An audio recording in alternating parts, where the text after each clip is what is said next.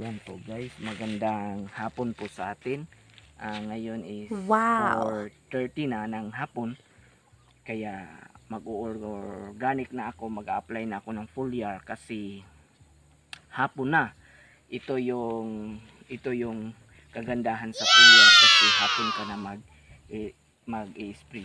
At hindi ako mag-i-spray sa ibabaw kasi kala mo gikan sa malakas ang init. Kaya doon lang tayo sa ilalim mag-i-spray. Ito po yung gamit ko guys na foliar. Normal lang po siya, wala po siyang scientific nga effect.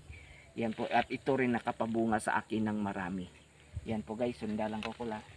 Nani lang, kumbaga pa diligan lang natin sila. Kasi madaming bunga.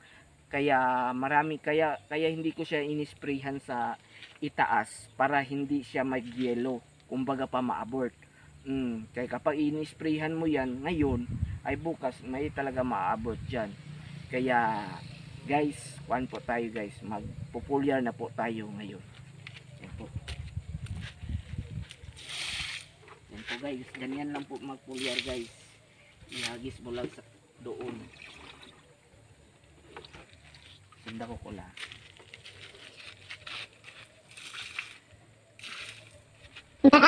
Yan po guys.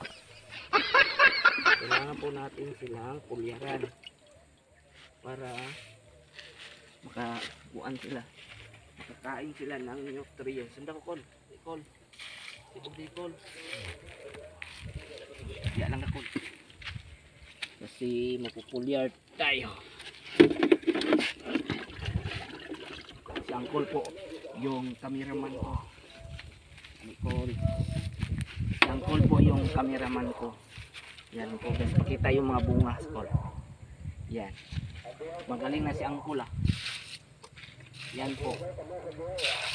Kaya ganyan lang po magkuhan. Hindi ko muna siya ina-applyan sa pang-spray sa itaas kasi may nagsadidatingan pa nga batch. Kaya kung inisprayhan mo yan tapos mag-inaani man siya pagkabukas mag-yellow, mga dagdag.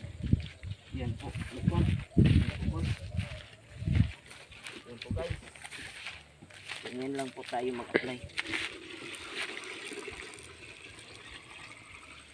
Hindi ko muna siya applyan sa taas ng spray para hindi siya malaglag, hindi siya ma-abort. Yan po guys.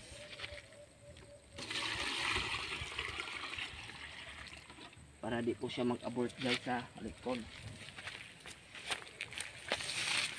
Yan po. Sa ilalim lang natin sila diligan para ma-absorb yung tubig. Hindi natin siya pwede kuhanan doon sa taas. Wala ganito.